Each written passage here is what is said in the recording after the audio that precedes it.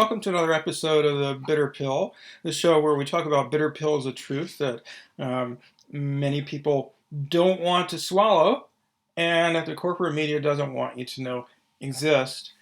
So last time I discussed general background information about rape and other sexual misconduct and the credibility of allegations about it from the perspective of a social psychologist, which is what I am, and also from the perspective of someone who's had close personal relationships with women who have been raped. And accordingly, I've been an activist on this issue for quite some time now, so I'm very familiar with it. So in this episode, I'm going to take a close look at the specific allegations against presumptive Democratic presidential nominee Joe Biden, just kind of following up on the last episode, which was a general look at the issue of sexual harassment and assault and how it affects women and the rarity of false allegations of it and how difficult it is for women to come forward.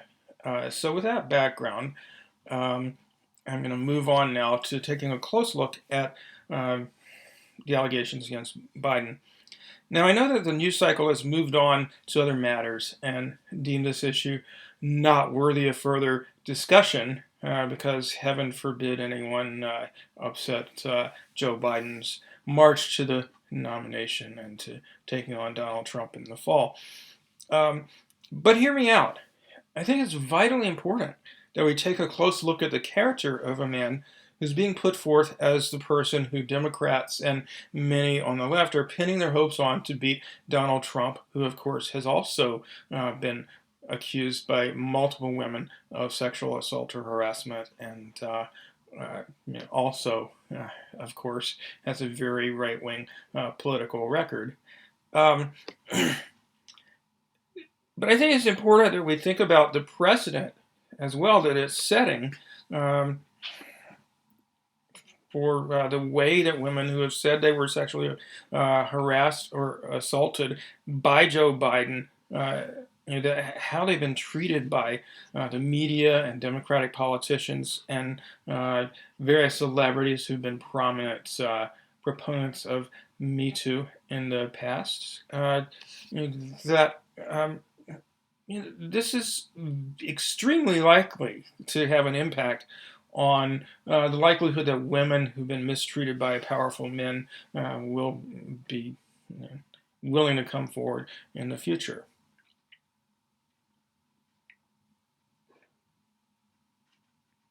So contrary to Jesus, what's going on here?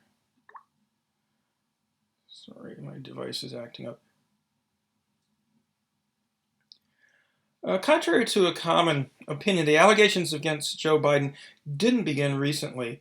He has a reputation as someone who's acted inappropriately toward women and girls for a very long time. Allegations of sexual harassment actually began against him several decades ago. According to the late Alexander Coburn, a journalist who I think was really great. I highly recommend his writings. He was a co-founder of Counterpunch magazine, and also his co-editor Jeffrey St. Clair. Both of them in different articles discussed the matter of Joe Biden's well-known reputation around Capitol Hill as someone who has been creepy toward women.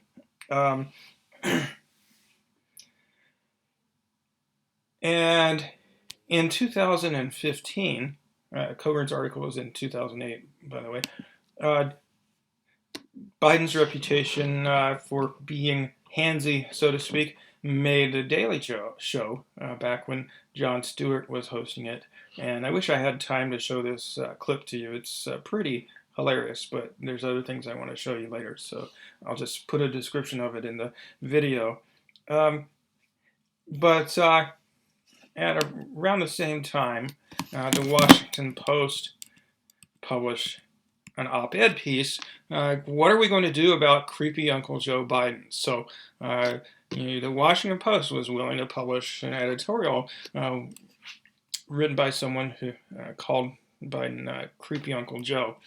And so there you see him without prompting, giving a shoulder massage to the wife of the new defense secretary back in February of 2015. There he is, getting even creepier with her. There he is, creeping out the daughter of a senator who was being sworn in. And there was a video of this incident where she was visibly pulling away from him. And there he is, making yet another woman uncomfortable. So this is not a new thing that just began when Biden started running for president. There have been these types of allegations in many, many videos that you can find on YouTube of him making women and girls uncomfortable, both with his physical conduct and what he says for quite some time. So he's told women as young as 10 years old that he's met, don't date anybody until you're 30, or telling their family members, keep the boys away from your, telling their brothers, keep the boys away from your sister, and various things like that.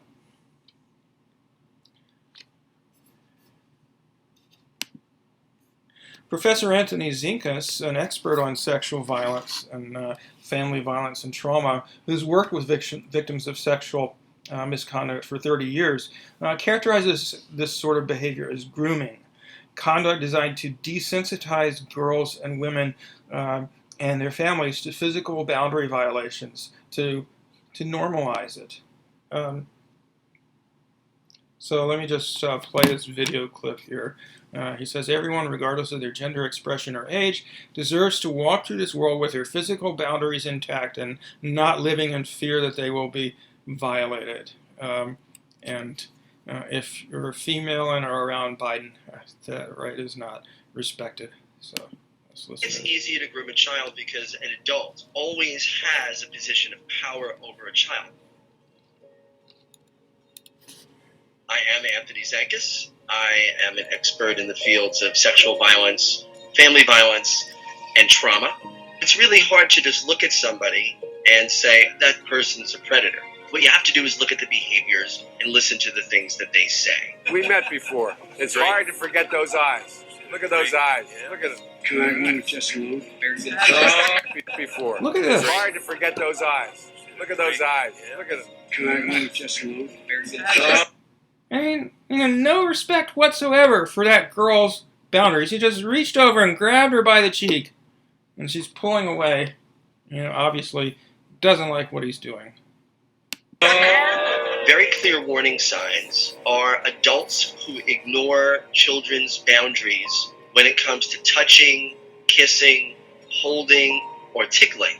They will engage in those behaviors with the child and continue them despite the fact that a child squirms away or pulls away or voices any sort of discomfort verbally or non-verbally. Most adults take those cues and realize, oh, they don't want to be hugged or tickled right now, and that's fine.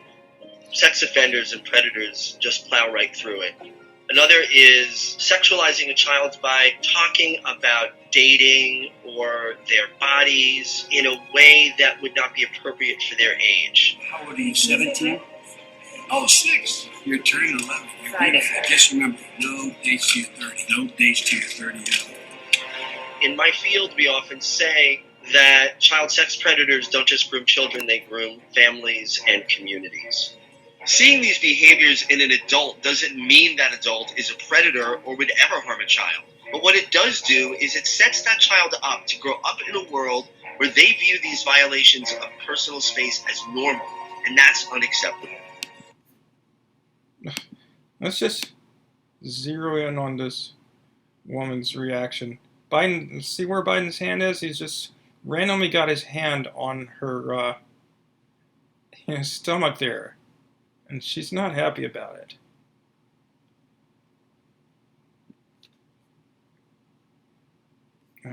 Where did it go? Age. How old are you, 17? Oh, 6. Your turn. Days to your 30. No days to... We often say that child sex predators don't just groom children, they groom families and communities. Seeing these behaviors in an adult doesn't mean that adult is a predator or would ever harm a child. But what it does do is it sets that child up to grow up in a world where they view these violations of personal space as normal, and that's unacceptable. Everyone, regardless of their gender expression or age, deserves to walk through this world with their physical boundaries intact and not living in fear that they'll be violated. Offenders have depended on not only the silence of their victims, but our silence. If we allow children the permission to say no or speak up for them when they can't, we're going to go a long way in preventing so much harm.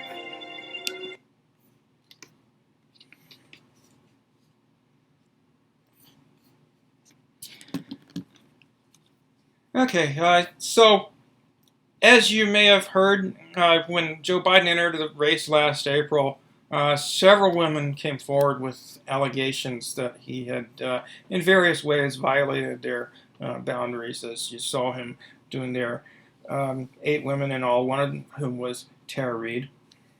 So, according to former Nevada Lieutenant Governor candidate Lucy Flores, at a campaign event in 2014, without any warning, Biden came up behind her and grabbed her shoulders, smelled her hair, and planted a slow kiss on the back of her head.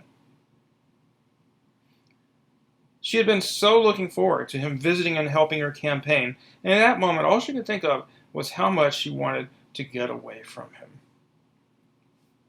Amy Lapos, a congressional aide to U.S. Representative Jim Hines, said that in 2009, Biden put his hand around my neck and pulled me in to rub noses with me.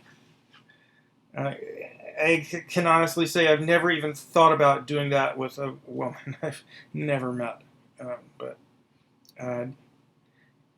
when he was pulling me in, I thought he was going to kiss me on the mouth, she said. She didn't know what he was going to do. She'd never met him before. Caitlin Caruso alleges that after she shared her story of sexual assault at an event in Nevada in 2016, Biden hugged her just a little bit too long and then rested his hand on her thigh. She squirmed it away, but he acted like he didn't notice that she was uncomfortable about this, she said. Allie Cole said that at a 2008 reception, Biden squeezed her shoulders, complimented her smile, and held her for, quote, a beat too long. Anti-rape and women's rights activist Sophie Karasik says that at the Academy Awards ceremony in 2016, out of the blue, Biden held hands with her and put his forehead up to hers. She characterized the interaction as, quote, unwelcome, uncomfortable, and strange. Vail Conant-Young tells a similar story, stating that when she was introduced to Biden when she was a White House intern in 2013, Biden put his hand on the back of her head, she said, and pressed his forehead to her forehead and called her a pretty girl. Tara Reade, as well, said that Biden touched her in ways that made her uncomfortable when she worked in his Senate office in 1992-3, putting his hand on her shoulder and running it up her neck, and said that after she refused to serve drinks to him and colleagues in an event, a pretty strange assignment to give an administrative staffer, which she believes that he gave to her because she had heard that he liked her legs and thought she was pretty. Reid, as well as some of the other women who made these allegations back in April 2019, were smeared, doxxed, and disbelieved for making the allegations. And she says that this discouraged her from coming forward with her story of sexual assault at the time, as did the way that the reporter she was talking to at the time, it just really made her uncomfortable. He was like really pushing her to say that there was nothing sexual in what Biden was doing, when of course she knew it was sexual. She says that after initially withholding the sexual assault part of her story, she decided during the summer of 2019 to come forward with a story and contacted various media outlets, mainstream media outlets, and wrote to various politicians, among them Kamala Harris, Elizabeth Warren, Alexandria Ocasio-Cortez, and Bernie Sanders. But she didn't hear back from any of these politicians other than a form letter from Warren, and she also didn't hear back from any media outlets. So not until, and also what there was, she attempted to go to the Time's Up organization, which was set up in 2018 to deal with allegations against by women against powerful men and help them find legal aid. She went to them in January of this year, and they wouldn't help her because they said it would mess with their tax status, which was a BS excuse. It turned out that they had connections with the Biden campaign. But anyway, not until Katie Halper interviewed her on March 24th of this year did her story come to light. And there have been other allegations. In September of last year, Jessica Lee Collins said on Twitter that I was a student at the Catholic University of America in Washington, D.C., when I was coerced and abducted by Deborah Palfrey, the D.C. madam, who trafficked me to Jeffrey Epstein and Andrew Windsor, Prince Andrew.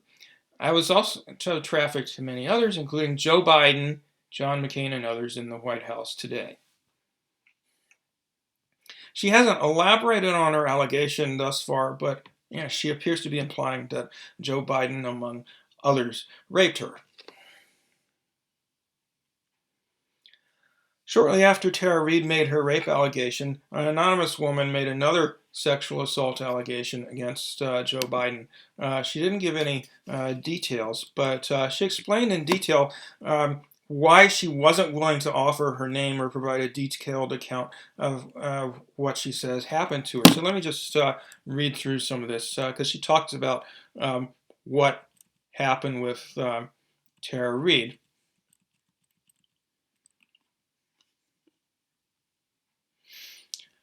The response to Tara Reade's detailed account of the sexual assault has been one of the most painful and disheartening things to witness this election cycle.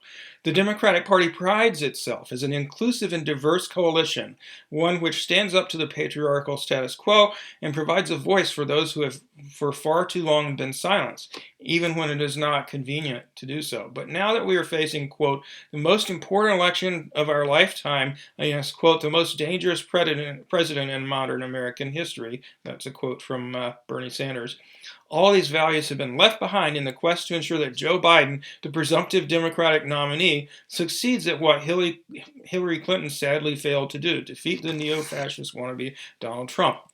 The problem, of course, is that if Democrats, like Republicans, are willing to set aside credible allegations of sexual assault in order to secure political gain, then we will be collectively taking a number of steps backward from the progress we have made with the Me Too movement. Shame on us if survivors will only be taken seriously and believed when they make an allegation against a member of the GOP. But make no mistake, the aspirations of the Me Too movement are not, and never were, to operate under the bad faith assumption that the accused is, quote, guilty until proven innocent. On the contrary, this movement, spearheaded by the bravery and courage of thousands of women and men, was designed to subvert the default posture of assuming that the victim, women and LGBTQIA victims in particular, was lying, seeking attention, or attempting to ruin someone's career. As is now widely recognized, there is very little incentive to speak out against a powerful public figure, for it frequently leads to harassment, both in real life and on social media, as well as threats to oneself and members of one's family.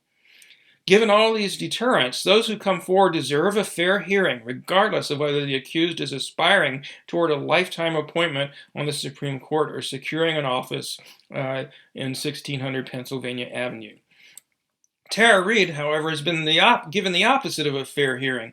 Just as with Dr. Christine Blasey Ford, people have accused her of being politically motivated, lying to tarnish the reputation of a good man. Astonishingly, when she first came forward with just the preliminary details of her story back in April 2019, a writer for The Atlantic implied that she was a Russian agent.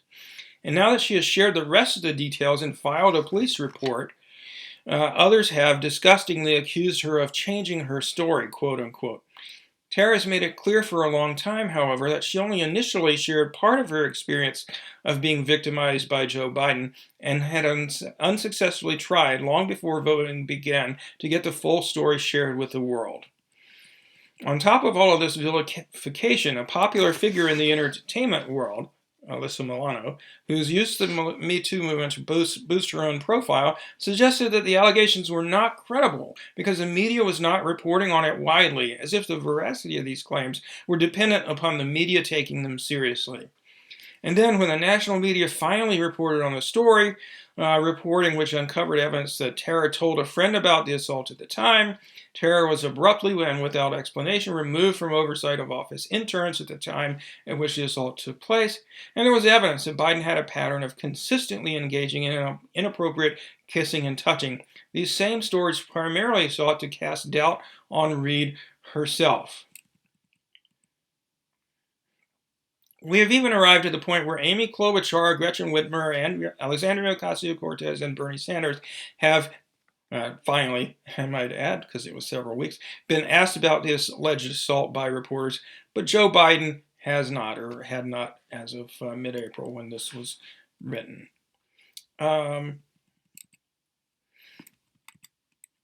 One would think after a month of dozens of interviews on live television that a reporter would directly ask Biden about Tara Reade's claims, including the fact that she was abruptly demoted after expressing concern about Biden's behavior to her superiors.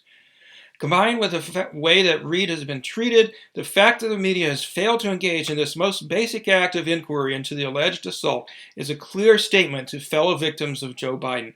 Don't come forward. We won't believe you. That message strikes me to my core because I too was sexually assaulted by Joe Biden. But if I go public, will I be called a liar? Will I be accused of being a Russian agent? Will my family and friends be attacked for corroborating my story? All of these things are happen to Tara Reade, by the way, as is the following. Will the media ignore me for weeks, followed by Alyssa Milano going on a podcast to suggest that that is a reason not to believe that it is true? Will the national media attempt to cast doubt upon my credibility? Will those on the shortlist to become Biden's vice presidential nominee remain quiet and hope this blows over? Will half the country brush me aside and claim that at least my assaulter isn't as bad as a current assaulter in chief? So far as I can see, there's absolutely no incentive to come forward.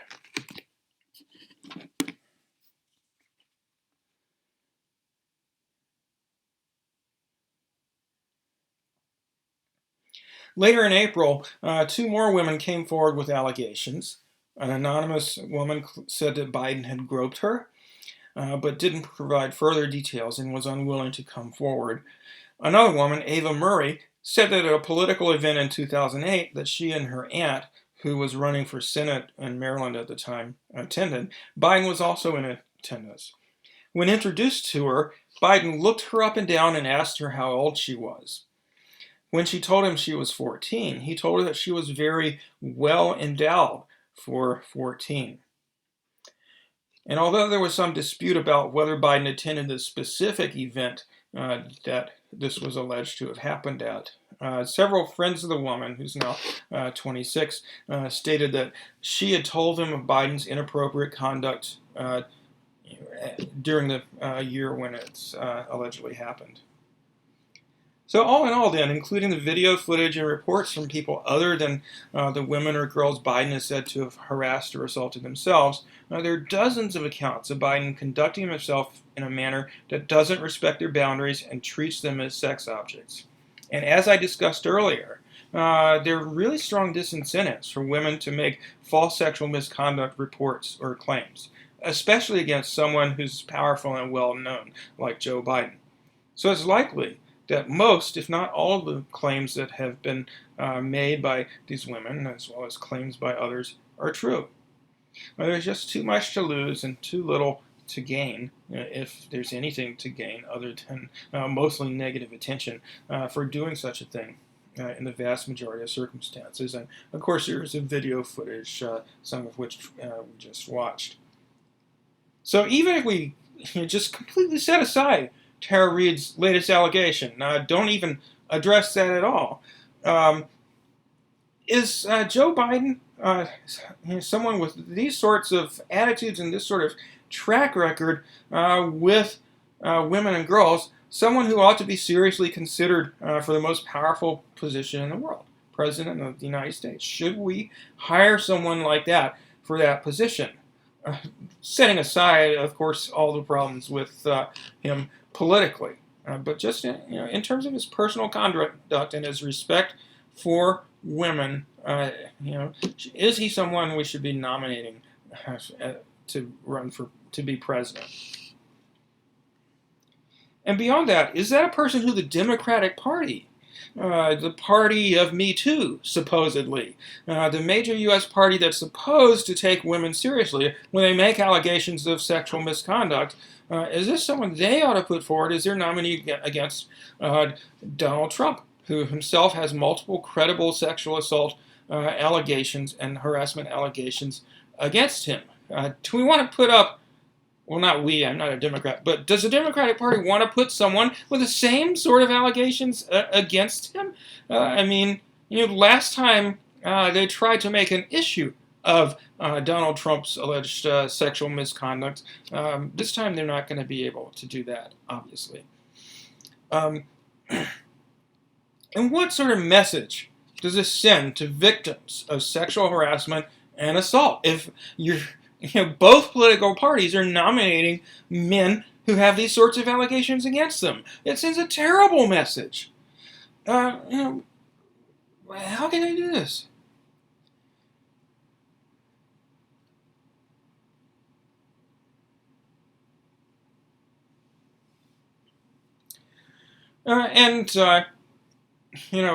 It's not like when Tara Reade came forward in March with a sexual assault allegation, as we've discussed. It's not as if this was just out of the blue and we had no reports of inappropriate conduct toward women by Joe Biden in the past. There were all those other allegations last April and many before that, and nobody in the Democratic Party was really commenting on that. So none of the presidential candidates either brought them up in the presidential debates, or I guess other than Kamala Harris, none of them mentioned it at any other time as far as I'm aware. And very few Democratic Party politicians still to this day have ever discussed these allegations. According to Bernie Sanders, Joe Biden was his good friend and a great guy, and he just had political disagreements with him. Bernie didn't dare bring up the likelihood that Joe Biden was a serial groper and harasser of women and girls, and neither did any of his fellow Democratic opponents of Biden. So when you stop and think about it, Me Too was thrown under the bus well before Tara Reade's more serious allegations against Biden went public. And it's hardly the first time that political expediency has taken precedence over taking women's allegations against Democratic Party politicians seriously, as those who accuse Bill Clinton, Ted Kennedy, Chris Dodd, and others could tell you. Even supposed feminists like Gloria Steinem dismissed women who made allegations against some of these past politicians.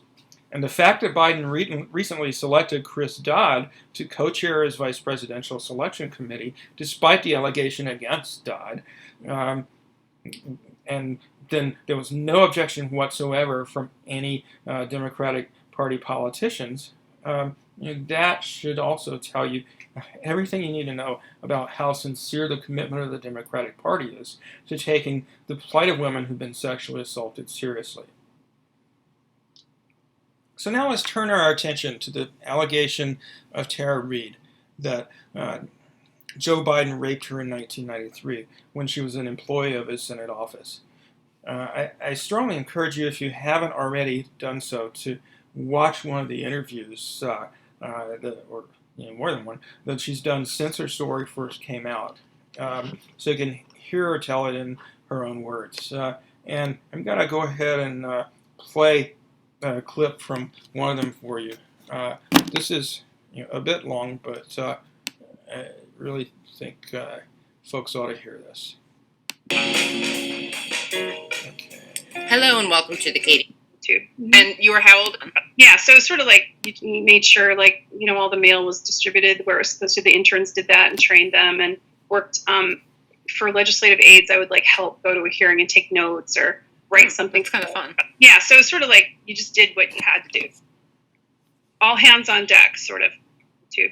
And you were how old at this point? Mid-20s. And how long did you work for Biden in total? 9 months. You would later come forward after Lucy Flores came forward about something that happened in 93. Yes, and I actually did come forward in 93, but not to the press, but I went through protocol and complained. What was your complaint about? Sexual harassment. I did not complain formally about the other piece of what happened that I'll talk about in a few minutes, but I talked about what was witnessed and the general atmosphere of the office, the way I was treated, because I would see him at meetings and he would basically put his hands on me, put his hands on my shoulder, run his finger on my neck. He was very handsy with a lot of people, but with it's like what I had, and I have said this that's in the press before from the last time. It made me feel like an inanimate object. I didn't feel like a person. He didn't make conversation with me or talk with me or ask me anything relevant. It was just, it was definitely that kind of vibe. So it was uncomfortable. So it was really after that incident when I walked in and everyone was arguing. I was called into the office and I was very nervous because I thought I did something wrong. I remember feeling almost sick to my stomach, nervous. This was a big deal getting called in rather than them just coming and talking to me. When I walked in, people's voice were raised, they were arguing, and that there was a legislative assistant. She was a senior aide. She worked on women's issues, I believe, among other issues. I know judiciary issues for sure. But anyway, she turned to me and she had said, the senator thinks that you have, that you're pretty and that you have nice legs and he wants you to serve drinks at this event, fundraising event. And you don't have to do that, Tara. You don't, that's not part of your job. And then the scheduler came in right after she kind of interrupted her in the middle of what she was saying and then said whatever she said. And I can't remember everything that was exchanged, but basically then everyone kind of looked at me and I just froze because I didn't know what to say to anybody. And it was uncomfortable. And I knew that no matter what I decided to do, I was going to either, make my immediate supervisor very unhappy, or I was going to look bad in the eyes of this person, the legislative, assistant who was sticking up for me, obviously, and didn't think I should be objectified. So it was a strange position to be in, and I just left. I didn't say anything, actually. And I called my mom, and she was very adamant that I document it and file a report. And she said, and her exact words were, and I remember because we got into a little bit of an argument about it, but she said, you just march in there and you tell them this is sexual harassment and you file a complaint. And I tried to explain to my mother that it wasn't easy. You couldn't just march into Ted Kaufman's office, who was the chief of staff, and that there was a protocol and that there was a way to do that. And my mother was very, she just said, you tend to be a little passive sometimes, sometimes you stick up for yourself, but sometimes, you let people take advantage of you. You need to stand up and you need to address this. So I already kind of had those feelings, but that was that point. I knew I wanted to look at taking some action. So I did a formal thing by just going to my supervisor. That's when I was met with some of her attitude about the whole thing. Like, why wasn't I complimented?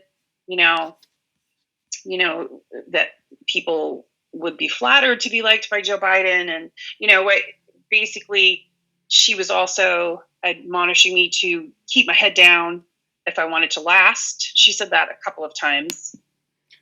So notice just extraordinary sexism from this female Senate staffer here, Tara's supervisor. It's like, you should be flattered and complimented when he's treating you like a complete fucking object. And it doesn't talk to you really, but just ogles you and says how pretty your legs are and so forth. Like, what the hell? And she took me in the hallway a couple of times and just was very, kind of chewed me out a few times. And nothing was in writing. But the time frame for me from this event to when I met him with the gym bag and the incident is compressed for me. And I don't know how much time passed, but I do know a couple things happened between those two events.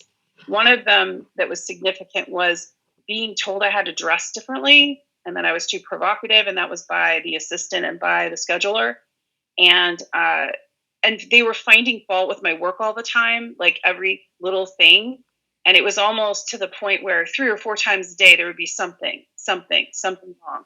And my mother, I call my mom just one day in tears, and she was like, this is retaliation. They know that you want to file something. You're going through the motions. Because I had gone as far as to talk to Dennis Toner, who was the next person up after. And Dennis Toner then was below Ted Kaufman. And there was just this protocol you followed. And I eventually did talk to Ted Kaufman and Dennis Toner, and separately. Then wasn't even talking to me anymore. It was Dennis Toner that dealt with me. Mm-hmm. Up to this point, working for Biden had been kind of tense. How his public persona is very different than what he's like to work. It's more like working for a corporation. It's very top down, and it's very tense. And he doesn't treat his staff that well. So in my opinion, that was my experience of it. And some other people that were complaining about it and would leave abruptly. In fact, the position that I had, they were having trouble keeping a person in it.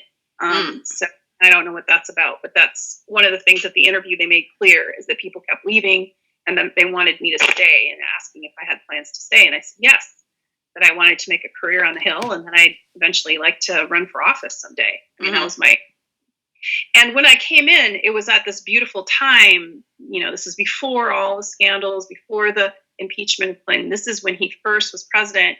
I got to go to the inauguration. I got to go to the inaugural balls because I was working for Senator Biden. And it was this magical time in a sense. I walked the Bridge of Hope, got to meet Maya Angelou, which is one of the highlights of my life. And it was just amazing and wonderful. So I was like a puppy and with enthusiasm, Right. This was a dream job. I was so happy to be there. So I just went in with the attitude of doing everything I could to be, a good employee, to be there. And I was very excited and honored to be there. And so did you serve drinks at that event? I did not. Okay. So, okay. It kind of just went away. Right. I said no. And then when I said no, I sort of got attitude about it. And then I pushed back on another thing that had nothing to do with, sexual harassment. I pushed back about the intern program because I was given a stack by Ted Kaufman, the chief of staff, of resumes. And he directed me firmly to hire DuPont employees' children only. Wow. And I pushed back and I said, we need more diversity, and I want to hire some women, and I want to hire from other places. Like, you hired me. And then after this whole conversation, I was like, how did I get hired? I'm not from Delaware. I'm from West Coast, right? So, so he said 50%. So he relented 50%, and it was still just strange. So I'd have these interns that were more diverse and working class. And then I had these really privileged interns. So it was that kind of stuff was happening. So there was regular work challenges happening, right? So she just sort of threw in there that there was a great deal of cronyism in terms of how Biden hired his staff, that he would hire interns who came from these privileged backgrounds from his home state of Delaware, and specifically from the DuPont Corporation, which he has close ties with, as he does with every major corporation based in Delaware and many elsewhere. So how much interacting did you have with Biden? It's because I was there. I would see him on and off quite a bit, but wouldn't necessarily talk with him. He was always breezing out, breezing in with his people that would stay around him, usually the upper level staff. And they usually kind of kept right with him. So, but once in a while I would see him and he would just do that thing that guys do, when they look you up and down and then smile and stuff. It just was obnoxious. I mean, and back then I just accepted it for what it was. When I talked about this discomfort that I had, I was really timid about it. I found myself getting more and more withdrawn and timid about speaking out because of the atmosphere and because so closed down about hearing about it. She would just be like, one of the things she said to me was, the senator likes you. Most women would really like that attention. She goes, I don't understand your attitude. Like, what is the problem? So it was, I definitely felt, started feeling like I just didn't really belong there. It definitely wasn't a progressive office. Yeah. It was definitely not like that then. I don't know what it would be like now, but the incident when I talked about the discomfort, like I said, I was told to just do what I was told. And then it wasn't too long after that called me in and said, I want you to take this to Joe. He wants it. He wants you to bring it. Hurry. And I said, okay. And it was a gym bag. She said, take the gym bag. She called it athletic bag.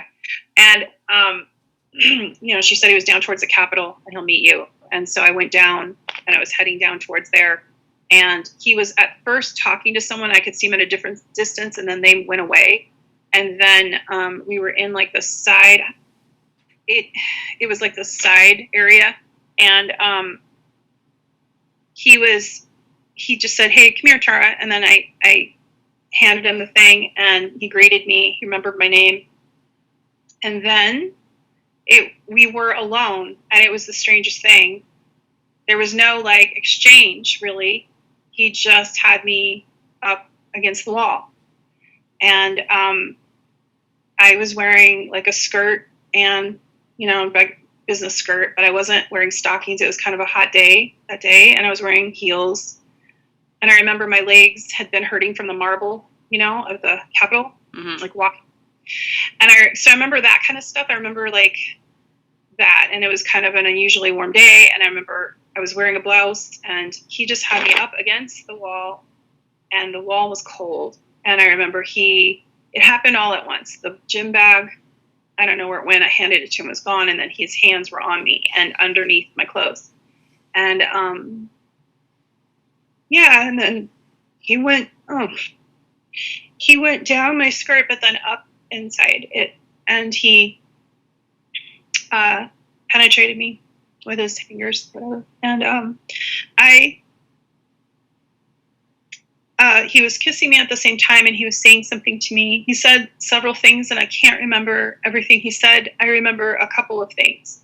I remember him saying first, before, as he was doing it, do you want to go somewhere else? And then him saying to me when I pulled away, he got finished doing what he was doing and I kind of was pulled back and he said, come on, man, I heard you liked me. And she mentions in a different interview that he also said to her, I want to fuck you. So I don't think she mentions that in this interview.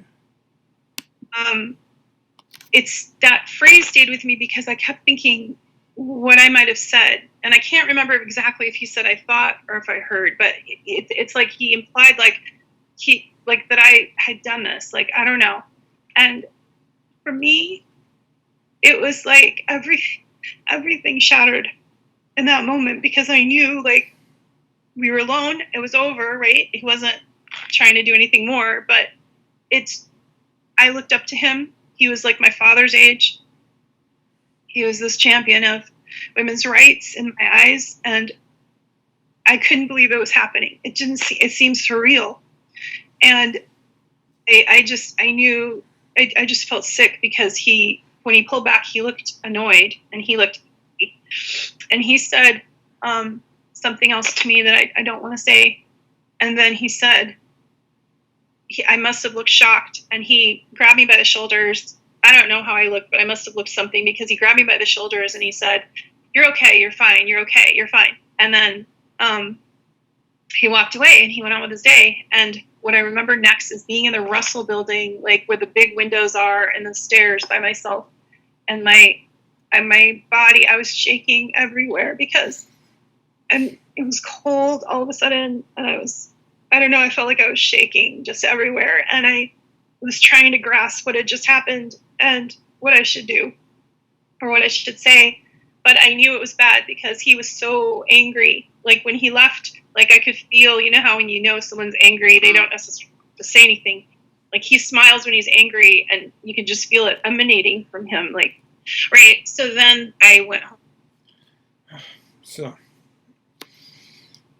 yeah, it's just so sad hearing her tell this story. She really looked up to this man, and had all this optimism, and all these illusions, and Democrats, and in Joe Biden. She really liked Joe Biden, and in a moment, all of it was just shattered. Just totally shattered. I wanted to play one more thing from this interview, because she said there was something that he said to her that she didn't want to talk about. She was evidently uncomfortable to talk about it. But later in this interview, she did talk about it, and I think it's important to talk about this. And I called my mom over and over. Lose your whole career. A powerful man doesn't have the power to do that, or a woman. There are male victims too. Yeah, so. And women victims of women too. Okay, and anything else that you want to make sure you say? I mean, do you want to share that thing that you said you don't like? You said like I don't want to say what he said. That thing he said to you.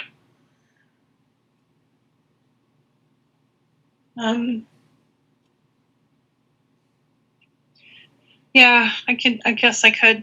I mean, you don't have to. It's okay. It's just it's almost like giving a weapon to them. How so? Well, it's like I don't want them to know how much it hurt. I don't, I don't want him to know when I don't know. But that you remembered it? Yeah, just I don't know. But yeah, I can say it. So do you want me to go back, and how do you want me to? Well, yeah, you just mentioned that there was something he said to you that you didn't want to say. Yeah, there was something he said that I didn't want to say, and I didn't want to say it because it's the thing that stays in my head over and over, and it's a thing that kind of stayed with me over the years. But he said when he had me against the wall after I pulled away, and he had said, "Hey, come on, I heard you liked me," and I knew he was angry right after he took his finger. He just pointed at me and he said, "You're nothing to me." And then he just looked at me and he goes, "You're nothing, nothing." And then I must have reacted. And I think he only said it twice. I said, but I just heard the word nothing. And I must have reacted because that's when he took me by the shoulders and he said, "You're okay, you're fine, you're okay." But then afterwards, it kept replaying in my head. And last April, when all that stuff came out, I got really, really sad about it. And the thing that I remember most, almost more than the assault itself, was just being told I was nothing. And he was right. That's how people treated me. That's how office treated me. And I have no platform. I am no one. And to him, I'm nothing. So, yeah.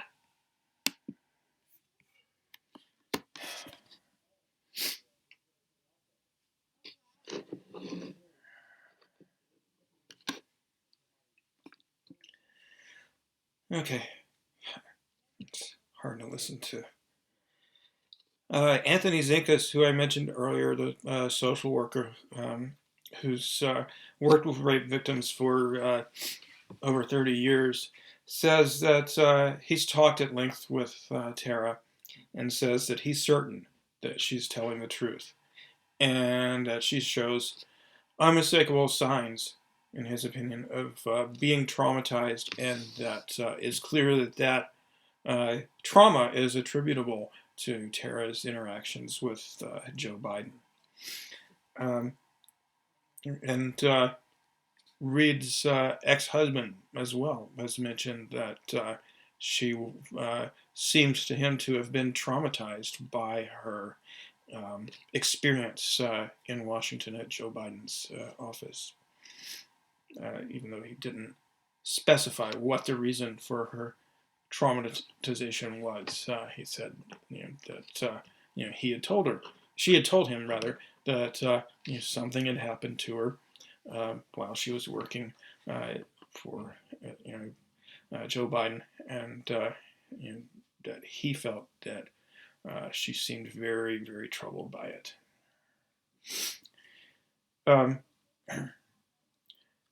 So Professor Zinkas says that in his experience with many other rape victims, she sounds very much like them.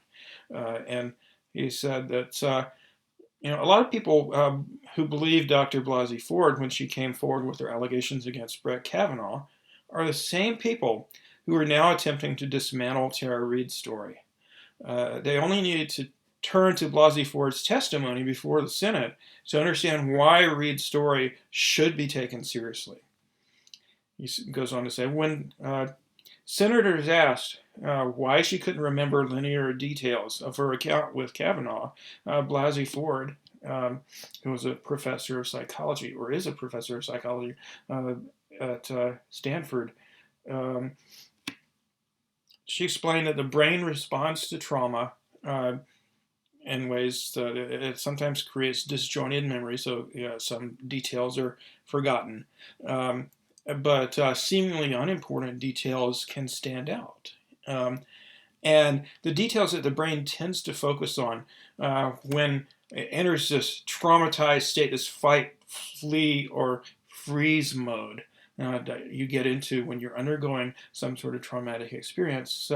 The things that the brain tends to encode in memory are sensory experiences happening right then, sights and sounds and smells, as well as feelings, and not so much thoughts and not thinking about things that happened elsewhere or at some other time. So notice how Tara described her encounter with Joe Biden. It was very much like that. She says she remembers that her feet hurt from walking on the hard marble floor, that the wall felt cold when Biden pushed her up against it, that it was an unusually warm day. I'm assuming that it was sometime in May. She said it was in April or May. And, I've lived in Washington, D.C. before. It does get hot in May sometimes, sometimes in April. She said the gym bag that she was carrying to deliver to him was heavy. And she also said in another interview, she said she remembers thinking, where did the gym bag go? When he had her up against the wall and he was groping her with both hands, she was thinking, I wonder where the gym bag went. And she said that she remembered her knee hurting because he had pushed her legs apart with his knee, and they had kind of collided knees, so her knee hurt from that. She also remembered the smell of dry cleaning emanating from his clothes, I assume, and it smelled him sweating. And she remembered a few specific things that he said to her, as she mentioned there. Do you want to go somewhere? I want to fuck you. And when he said to her in his characteristic Biden-esque way, come on, man, I heard you liked me. She remembers feeling worried that she had somehow done something to kind of lead him on.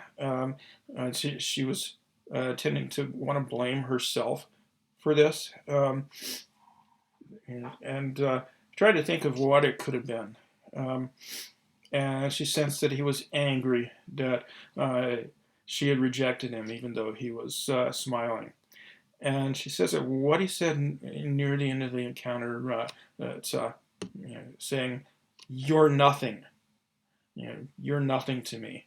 That stuck with her and has impacted her really almost more than the assault itself.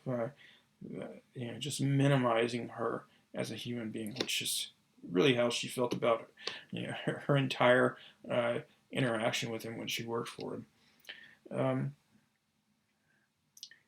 So these core details of her experience have remained very much the same across every interview or either video or written that I've seen from her.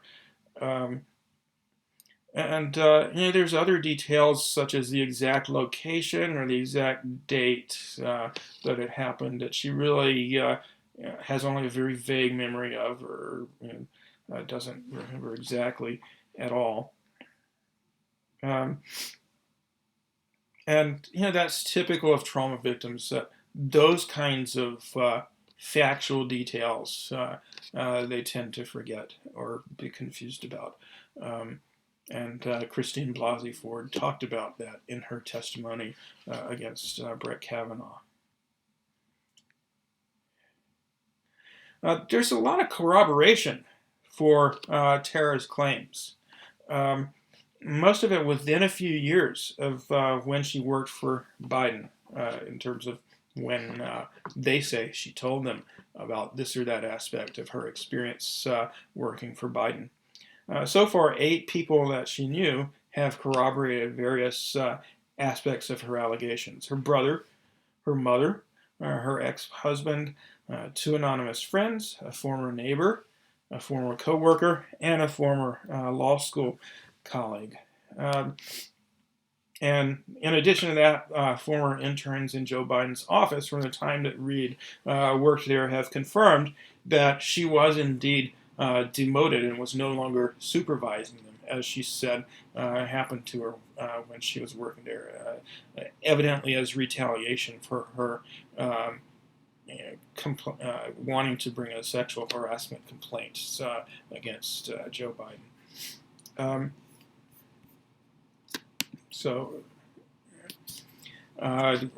Tara Reade's ex-husband, who, as she says, abused her. It was an abusive relationship, so she broke up with him. But her ex-husband, despite the acrimonious way in which they parted, said that she had told him that she had been a victim of sexual harassment while working in Biden's Senate office in 1993. He told her that. Reid's ex-neighbor, Linda Lacasse, said Reid told her in the mid-1990s that her boss in Washington, D.C. had sexually assaulted her. Her brother, Colin Moulton, also corroborated details of Tara's account and said that she had told her mother about the alleged incident.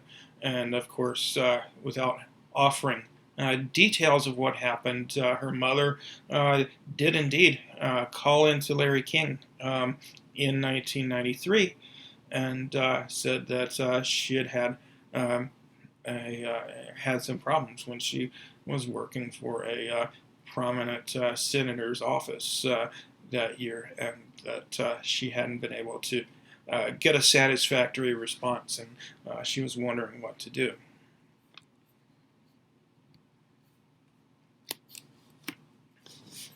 An anonymous close friend of Reid's confirmed that Reid described the alleged assault around the time period when Reid said it took place, as Tara has described in other interviews. This is a friend that she called,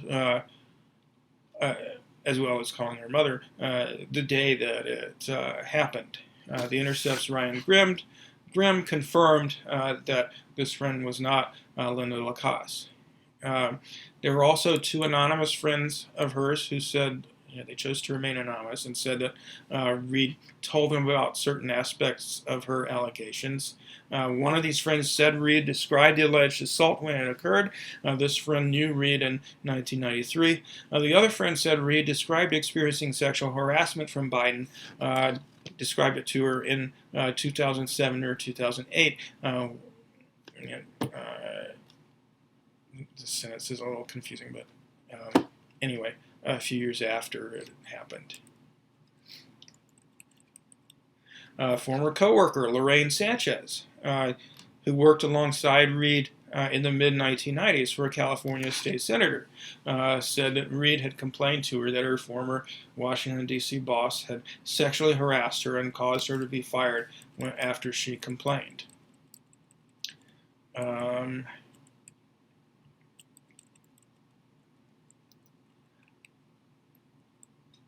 Okay, so I won't read it to you here, but here's the transcript of Tara Reade's mother's call to Larry King's show in 1993 on CNN. And Tara confirmed that the woman who made the call was her mother. She recognized her voice. And just listening to the two voices, Tara's and the person alleged to be her mother, they do sound similar. So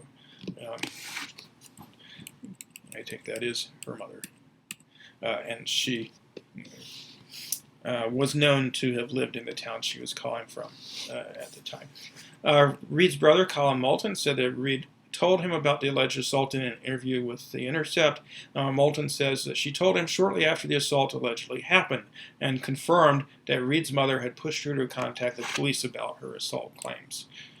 Her former neighbor, Linda Lacasse, said that Reid told her about the alleged assault in 1995 or 96 while they were smoking on Lacasse's front stoop in California.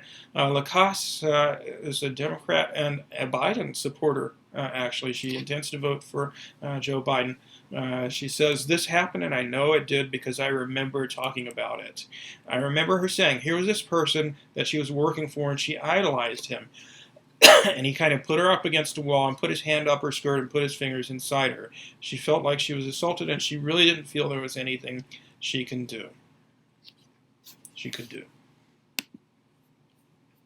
A colleague of Tara's during law school also told him that she was assaulted. And this was in 2003, I believe, when he says she told him that. Let's see.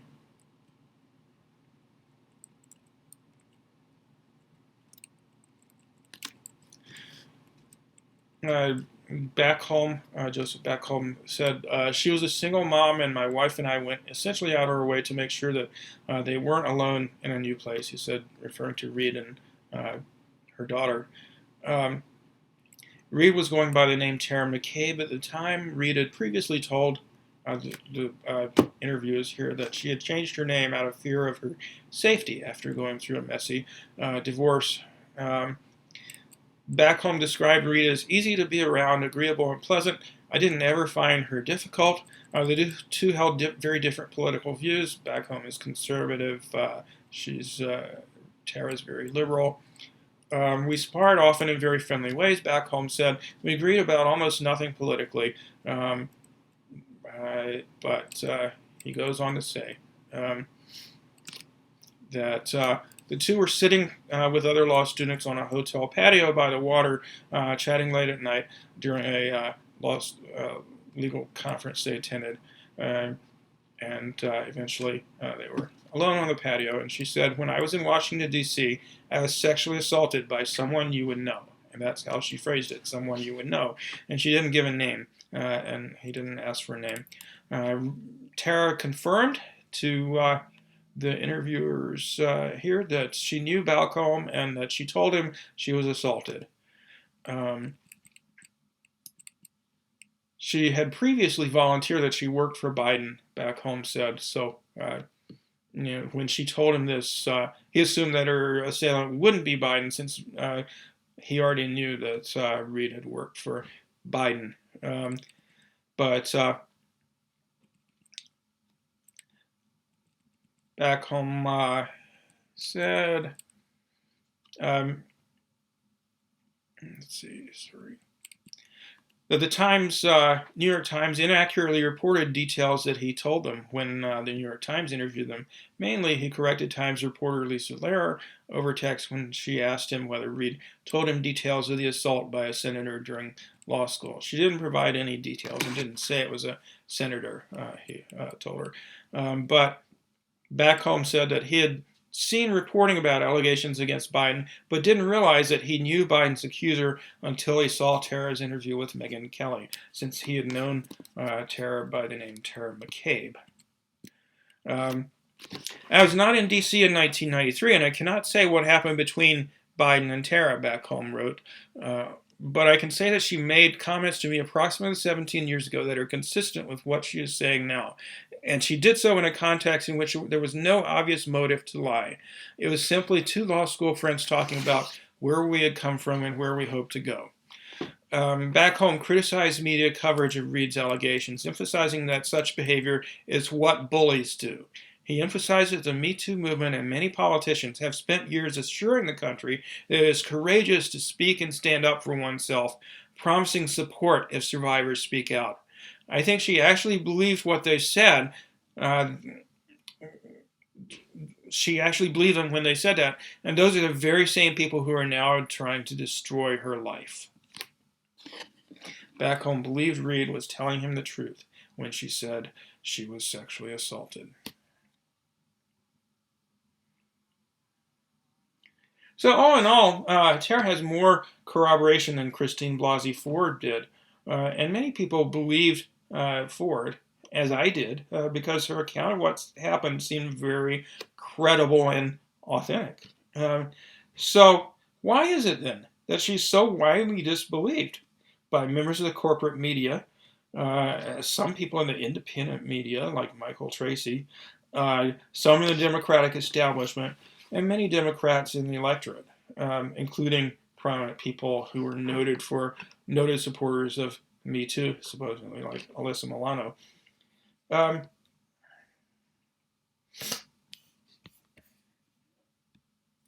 So, I wrote about all this back in an article I wrote last month. I talked about how Bernie Sanders ended his campaign in early April and enthusiastically endorsed Joe Biden, calling him a very decent man, and bullied those of his supporters who were resistant to supporting Biden, calling anyone who chose to, quote, sit on their hands and not vote for Biden, quote, irresponsible. Now, note the timing of this. Tara Reade gave the interview that I played an excerpt for you from on March 24th. And so on April 12th, I believe it was, Bernie Sanders is saying that Joe Biden, this very decent man, was the man that he wanted to be president, since he didn't believe he could catch up with Biden. Sanders had not said anything about the allegation up to that point and didn't say anything still until finally he was asked about it in an interview with CBS This Morning on April 16th. He was asked by a reporter whether he agreed with Alexandria Ocasio-Cortez, who had also remained silent about Tara Reade's allegation for several weeks until a reporter asked her. did he agree that it was legitimate and relevant to talk about the allegations? So he said, I think it's relevant to talk about anything, and I think any woman who feels that she was assaulted has every right in the world to stand up and make her claims. I think that she has the right to make her claims and get a public hearing, and the public will make their own conclusions about it. I just don't know enough about it to comment further. So, it's 3 weeks after Tara's made her allegation public, and she's previously written to Bernie Sanders' office telling him about it and got no response. Not that Sanders reads all of his mail, but in any case, Bernie, in all of those 3 weeks that he presumably had known about this allegation, didn't think it was important enough to bother finding out any details before he came out and endorsed Joe Biden and said he was a very decent man. And Bernie has not made any comment on Tara Reade or any of the other women who've made sexual misconduct allegations against Joe Biden since that April 16th interview. And, of course, he didn't say anything about any allegations against Biden prior to that interview either. Now, of course, in the grand scheme of things, the abundant evidence of Biden's horrible treatment of women is, it's just the icing on the cake. The cake being the fact that he's been a key player in inflicting horrible policies, such as the Iraq War and the crime bill and so on and so forth, on us and people around the world for decades now. His conduct with women is just one of many issues, and that's not to minimize what a piece of shit Joe Biden is for having serially harassed and groped women and girls for decades. But it's just stunning how not only Sanders, but every other Democrat who was in the race in 2020, including Tulsi Gabbard, who many of us on the left liked for her anti-war rhetoric, they all endorsed Joe Biden, ignoring the right-wing character of his record, as well as the all the sexual harassment allegations and Tara Reade's assault allegation. Just didn't even talk about it unless directly asked. And when asked, the response of almost every prominent Democratic politician has been to side with Joe Biden. So Elizabeth Warren did so. Kirsten Gillibrand, who branded herself the Me Too candidate and led the charge to oust Al Franken, said that she believed Biden and continued to support him. So, of course, implying that Tara Reade is lying. Senator Dianne Feinstein, another senator who led the charge against the nomination, Brett Kavanaugh, weighed in with a typical rape apologist comment regarding Tara's allegation. Where has she been all these years? Which, that's something that people always say, and I talked about this in the last episode. That's one of the many sort of rape apologist comments or smears that are thrown in at accusers. Is why did you wait so long? Why did you wait so many years? Why now? When Joe Biden is running for president, or why now when Brett Kavanaugh is the nominee for the Supreme Court? You must have an ulterior motive, et cetera, et cetera. But of course, Dianne Feinstein never asked where has Christine Blasey Ford been all of these years, even though Christine Blasey Ford was said to have been assaulted by Brett Kavanaugh back in the early 1980s. So actually quite a bit longer ago than Tara Reade's encounter with Joe Biden. So I found a cartoon here that I thought was a pretty apt description of where the Me Too movement is at these days. I support Joe Biden. Me too, me too, me too, me too. All these Democratic politicians.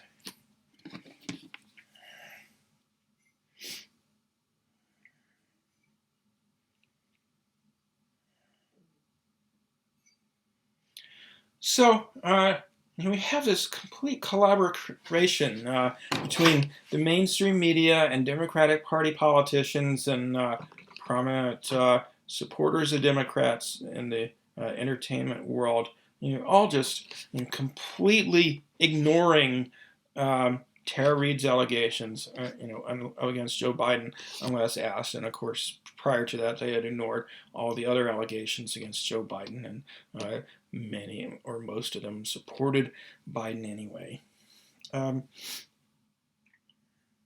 And these are the same exact media outlets and politicians and celebrities, in most cases, who were all over the Brett Kavanaugh case. So, in a nutshell, what you've got here, on the one hand, widespread disbelief and dismissal and smearing of Tara Reade, and on the other hand, that's after ignoring the allegations for several weeks, or ignoring them altogether in some cases, versus immediate reactions of support for Christine Blasey Ford in her allegations against Brett Kavanaugh. It's just sheer hypocrisy. That's all it is. Tara's accusing, and the others are accusing someone in the wrong political party, the Democratic Party. So we can't take her seriously. So strong was their desire to support Joe Biden as a nominee to run against Donald Trump, despite his horrific political record. And so great was their commitment to that, that they couldn't bring themselves to talk about or face the allegations that Tara Reade made against Joe Biden, even though she had far more corroboration for those allegations than Christine Blasey Ford ever did. And that's not to diminish the allegations that Ford made. They were certainly very credible. But Tara has 8 people who back up that she told them a long time ago.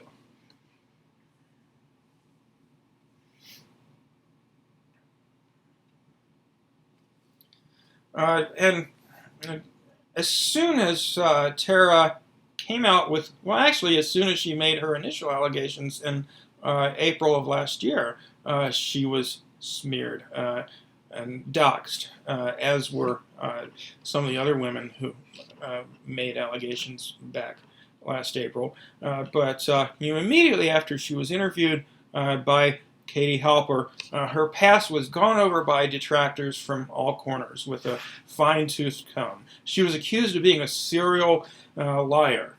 As Anthony Zinkas noted, while questions about Tara Reade's accounting of whether she had received a BA from Antioch swirl, it's important to note that Biden admitting to lying about his college record and number of degrees is just kind of ignored by the media.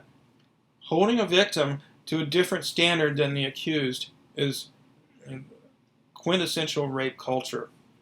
This kerfuffle over whether she officially graduated from college, which she would need to do to get into law school, and she does in fact have a law degree. It's just an example of how desperate Biden supporters are to latch on to whatever they can to imply that Tara is lying about what Biden did to her. And even apparently she lied to her brother and her mother and her law school colleague and her neighbor and friends and a co-worker. She lied to all of them too, apparently, back in the 90s and early 2000s. She was plotting all these years during which she voted for Joe Biden as President Obama's vice presidential partner twice, in 2008 and 2012. But somehow she's been plotting all this time to take Joe Biden down if he runs for president in 2020. It's just absurd. And what does it say to other rape survivors when people dig through Tara's past, searching desperately for one possible example of a circumstance where she lied and latching onto it as a definitive example and say, aha, she's a liar. She must be lying about what happened with Joe Biden. But they never look at the countless occasions where it's been shown for certain that Joe Biden lied about various things. He had to drop out of the 1988 presidential campaign because he got caught plagiarizing a British Labour Party politician's speech. He lied about being involved in the civil rights movement. He lied about the truck driver with whom his deceased wife had an accident, claiming that it was a drunk driving case when in fact his wife ran a stop sign. He lied about being arrested with Nelson Mandela in South Africa. He lied about Iraq's weapons of mass destruction. He claimed he never called for cutting Social Security, even though he did many times, and on and on and on. So, heaven forbid that we draw the conclusion that his denials of Tara Reade's allegations must be lies. And what are the other 10 women's allegations against Joe Biden? Are they lying too? The list of reasons that Democrats have come up with to disbelieve Tara is endless. And they're strikingly similar to what Republicans threw out as reasons to disbelieve Christine Blasey Ford. A lot was made out of the fact that charges were filed against her when she bounced a check, as if bouncing a check is some sort of rare and scandalous behavior, rather than a common phenomenon that people who are having financial issues go through. I bounce checks myself, but what she did in that case was referred to by commentators as fraud, as if she was deliberately attempting to bilk someone rather than, as seems more likely, she just didn't have the money to pay the damn bill, right? It's been claimed that her allegations were part of some sort of plot to discredit Joe Biden and help Bernie Sanders because she was supporting Bernie Sanders during the latter part of the campaign this year. Yes, imagine that. She was supporting the only candidate in strong contention to defeat the person who she says raped her. What a shocker! And left unmentioned by the Reid disbelievers is the fact that Tara didn't support Sanders before January. When there were other candidates in the race besides Sanders, Gabbard, and Biden, she supported Warren. And briefly before that, she supported Harris, who was one of her senators in California. Tara's been a typical liberal Democrat her whole adult life. I mentioned she voted for Obama-Biden in 2008 and 2012 because she liked she liked Obama so much. And she was willing to put up with Biden being on the ticket because she liked Obama. So how does it make any sense to assume that she's part of some elaborate plot by Bernie bros to take down Biden when her story didn't even come out until late March when Bernie was essentially out of the race? He was already having private talks to Biden's campaign about conceding, which he soon did.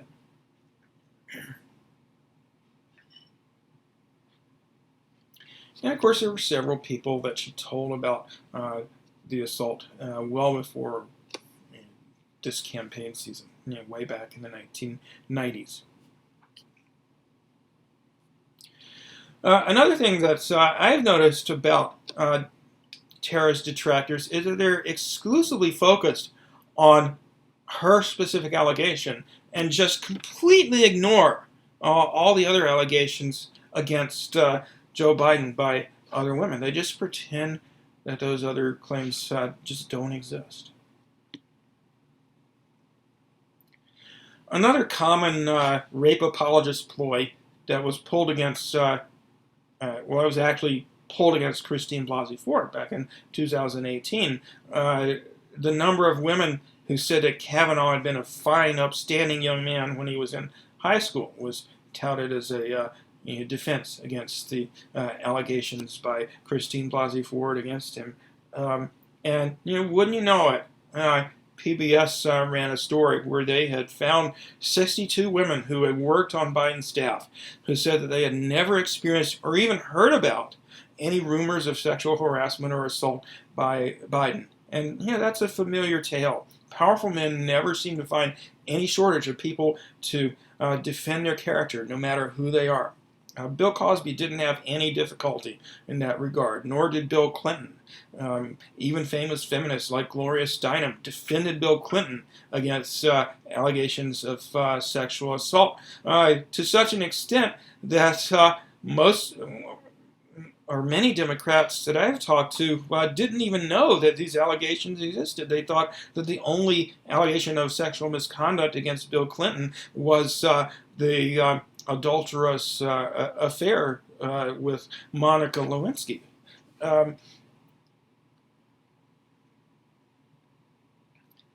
So, really all the fact that 62 women told PBS that they'd never even heard any rumors of sexual harassment or assault by Biden tells us is that there are at least 62 women who have worked for and in all likelihood are loyal to Joe Biden, who are clueless about a perception of Biden that's so widespread that it even made it into a Daily Show episode in 2015.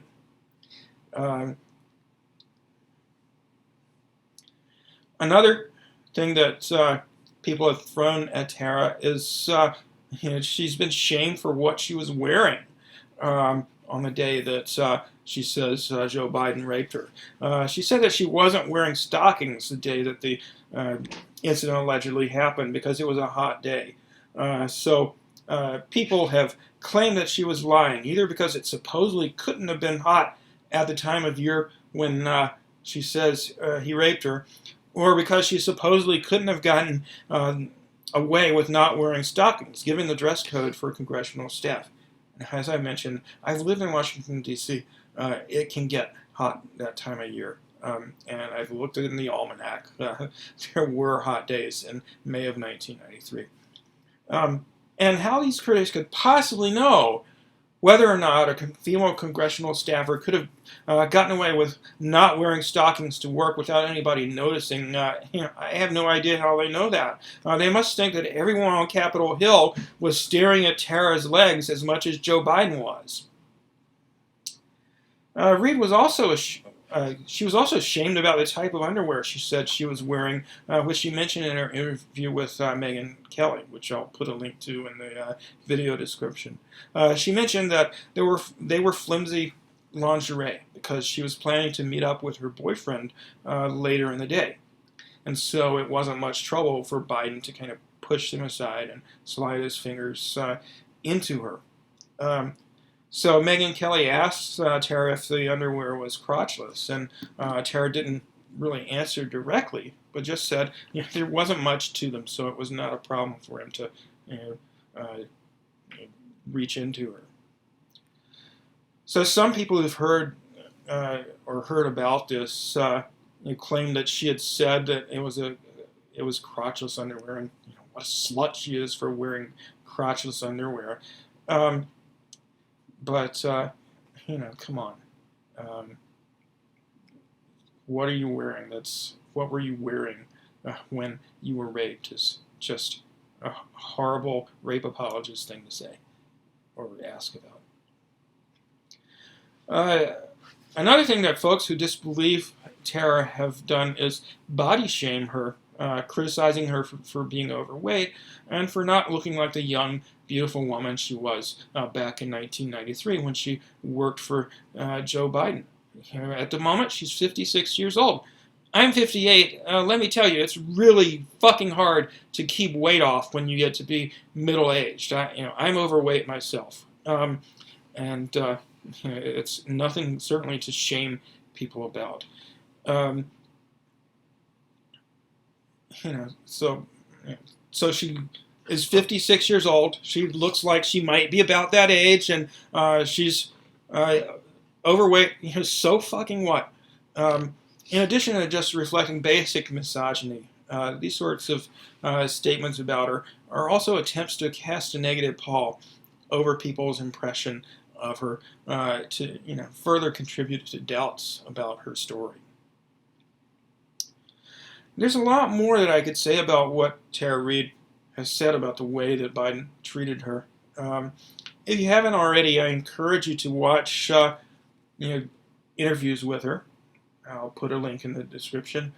Think about what the hallmarks of a credible rape allegation are, which I covered in this episode. Think about how much backlash women who come forward to accuse powerful men like Biden or Clinton or Trump or Weinstein or Cosby of sexual misconduct have faced, and thus how much they have to lose and how little typically they have to gain when they make public allegations against powerful men. Even when women come forward against men who aren't famous and powerful, they get attacked, they get smeared, they get disbelieved. I can tell you for a fact from my own personal experience with women I've been close to that this has happened to, that it fucking happens. And it happens even more if the accused is somebody who's high on the totem pole. And think also about just what it means that all sorts of politicians and celebrities and media outlets refrain from commenting on Reid's allegations against Biden, or if they did comment, outright didn't believe her or attacked her. What does that what does that do to the likelihood that other women are going to feel like they can come forward in the future with allegations against someone like that? And if you still have doubts about Tara Reade's claim that Joe Biden sexually harassed and raped her in 1993, after all that we've been through this episode, just think about the fact that there are all these other allegations against Biden. We talked in the last episode, or I talked in the last episode, about how uncommon it is for women to make false claims. So what's the probability that all of those claims are false? I don't think it's very high.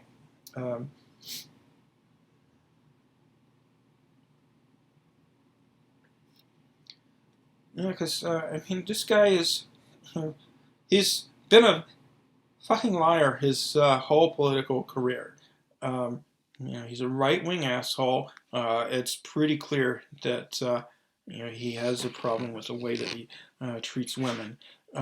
And what does that say about even progressives in the Democratic Party, that they're willing to just look the other way at not only Biden's right-wing political record and his treatment of women? It's just incredible that Alexandria Ocasio-Cortez, Bernie Sanders, Tulsi Gabbard, Ro Khanna, etc., just support him anyway. So there's nothing quite like this commitment by the entire Democratic Party establishment, including its left-leaning members, to pushing Joe Biden as the one to beat Donald Trump, despite having this horrible personal history with women like Donald Trump and right-wing political record like Donald Trump. There's nothing like that to make it clear to anybody that working for change by supporting prominent Democratic Party politicians is it's just a political dead end. And many sexual assault survivors have told Anthony Zinkas that the way Tara is being treated by all these celebrities and politicians in the media, who in most cases were very supportive of Christine Blasey Ford and her allegations against Brett Kavanaugh, that's re-traumatized them. They say, this is why I don't come forward.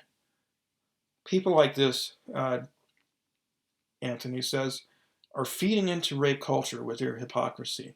Their metrics for credibility are turned completely upside down. So that's my take on the allegations of sexual misconduct against Joe Biden.